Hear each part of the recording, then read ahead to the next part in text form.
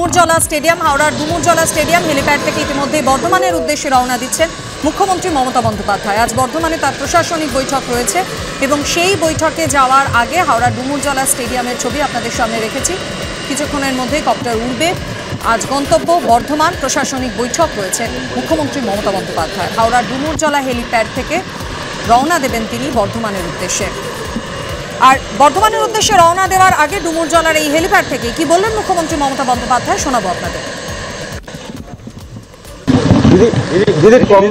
কংগ্রেসের সঙ্গে আমার কোনো কথা হয়নি, কারোর সাথে আমার কোনো কথা হয়নি এবং আমি প্রস্তাব দিয়েছিলাম, ওরা প্রথম দিনই প্রত্যাখ্যান করেছে। তখন থেকে আমাদের দল সিদ্ধান্ত নিয়েছে আমরা বাংলায় আমি ইন্ডিয়ার অ্যালায়েন্স আমাকে একবার জানিয়েছে দিদি আপনার রাজ্যে যাচ্ছি না, জানাইনি। সুতরাং আমার সাথে কোনো সম্পর্ক নেই বাংলার ব্যাপারে। অল ইন্ডিয়ায় কি করবো না করবো আপনার ইলেকশন ভাববো। আমরা সেকুলার পার্টি, আমরা বিজেপিকে হারানোর জন্য যা করার করবো, কিন্তু এখন কোনো চর্চা নেই। মিথ্যে কথা, অ্যাবসলিউটলি রং।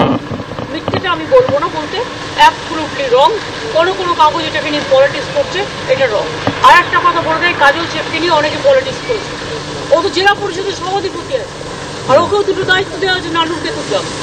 এত মিথ্যে কথা আপনারা কেন বলবেন, কেন লিখবেন? দিদি শেখ শাহজাহানের বাড়িতে ফের ইডি রেড হলো আজকে। দিদি জোটে থাকবেন কি? জোটটা কারো নিজের একার নয়, রিজিওনাল পার্টিগুলো আমরা এক থাকবো। আমরা তো করেছি 300 সিটে একা লড়াই করুক, রিজিওনাল পার্টি বাকি সিটে লড়াই করবে, সেখানে ইন্টারফেয়ার করবে না। সেখানে যেন যদি ইন্টারফেয়ার করে তাহলে সেখানে আমরা বুঝবো অন্যরকম।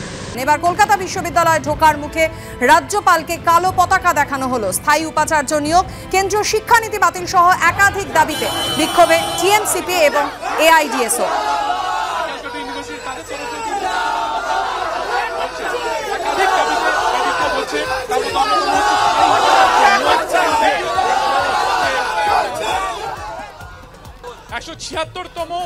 ক্যালকাটা ইউনিভার্সিটির ফাউন্ডেশন ডেতে এই মুহূর্তে কিন্তু রাজ্যপাল ঢুকছেন এবং সেই সময় দেখা যাচ্ছে যে এই ইউনিভার্সিটির গেটের একেবারে মেন ফটকের গেটের দুপাশেই কিন্তু বিক্ষোভ দেখানো হচ্ছে। একদিকে যেমন এআইডিএসের তরফে বিক্ষোভ দেখানো হচ্ছে, তার পাশাপাশি কিন্তু তৃণমূলের ছাত্র সংগঠন ক্যালকাটা ইউনিভার্সিটি তাদের তরফেও কিন্তু একই রকমভাবে এখানে বিক্ষোভ দেখানো হচ্ছে।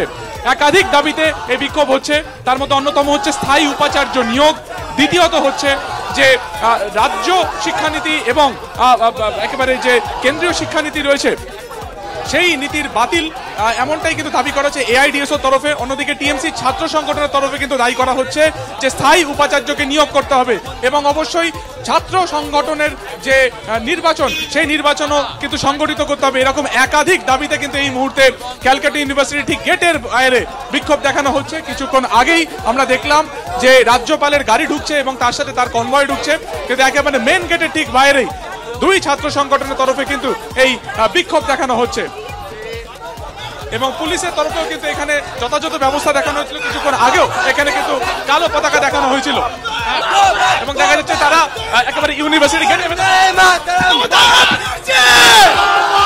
এই রাজ্যপাল আবার ঢুকেছে এই বিশ্ববিদ্যালয়ের ফান্ড নিয়ে নিজের স্বার্থ চরিতার্থ করতে, পার্সোনাল লড়াই লড়তে ইউনিভার্সিটির ফান্ড নিয়েছে। তাই জন্য আজকে রাজ্যপালকে গো ব্যাক এবং অস্থায়ী উপাচার্য নিজের লোককে ডেপুট করে বসিয়ে রেখে দিয়েছে।